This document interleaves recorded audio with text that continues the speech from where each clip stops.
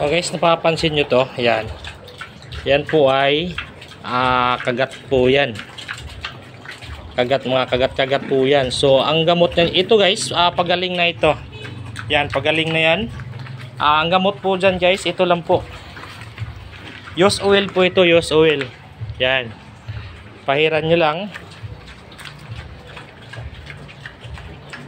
Yan. Tapos kalat nyo lang guys. Para hindi dapuan ng langaw. So yan, ang langaw ngayon guys, iba na. Sumisip-sip na ng dugo. Yung langaw dati, ano lang, dumadapo lang, mga kagat. Ngayon, sumisip-sip na ng dugo yung langaw ngayon. Yan, ito guys, grabe to nung una. Ang dami ko nang ginamot dito na spray. Walang nangyari. So, ito, ginagamit ko naman dati itong use oil. Ngayon, nagkaroon naman ako ng ganito sa aking patining. So, ito pagaling na to guys. Yan. Pagaling na yan. Hindi ko lang nakuha ng video nung hindi pa magaling. So ito, yan. Wala na, magaling na. Tsaka ito, magaling na. Ito, merong konti. So, yan guys. Idea, ayos oil lang po. Ang ilalagay natin, ipapahid. Hindi pa nilalangaw. Yan. So, meron tayong patining dito. O, kita nyo guys, may langaw. Hindi dumadapo. Hindi nakakadapo yung langaw. Yan, so meron pa dito. Yan guys, napapansin nyo, ang daming langaw. So may pang spray ako dito na may sabon. Wag na lang. Sample natin ito, use oil. Ipahid natin guys. Yan, kita nyo maraming kagat. Yan, daming langaw. So pahiran lang natin yan. Wag na lang sa, ilayo nyo na lang sa mukha.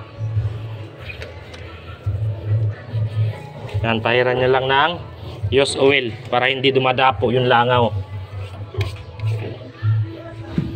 Kabisa to guys. Kung may mga use oil kayo dyan, may mga motor, so libre na po yung pagbibigay natin ng gamot.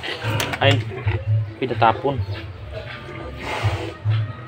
So pansinin nyo guys, hindi na po nadapo yung langaw dyan. So yan ang sekreto ni Jeprox.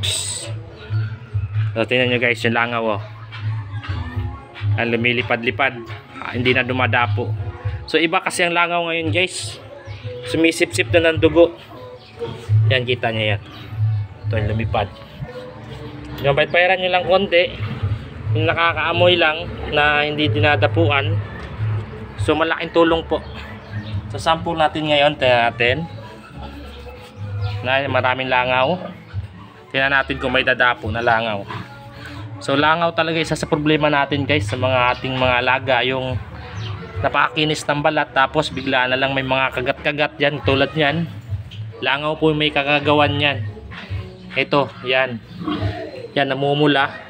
Tapos pag pinabayaan mo, lumalaki yan.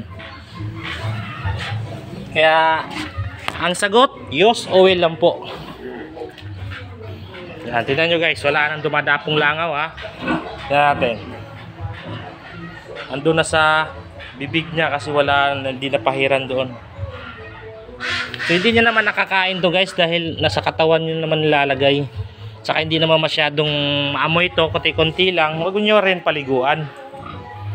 Use oil, pahid lang.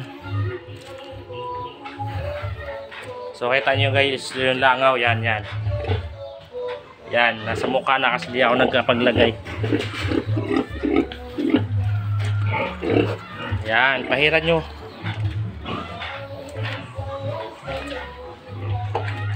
So, pansin nyo guys, wala nang, may langaw, tingnan natin.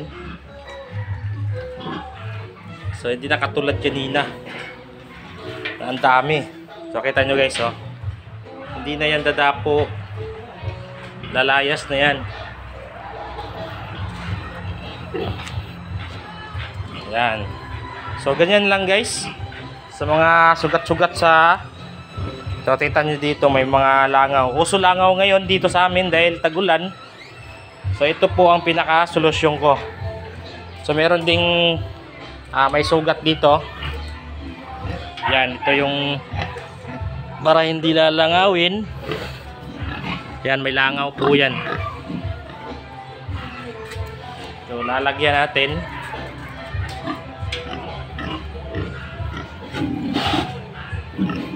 Waay.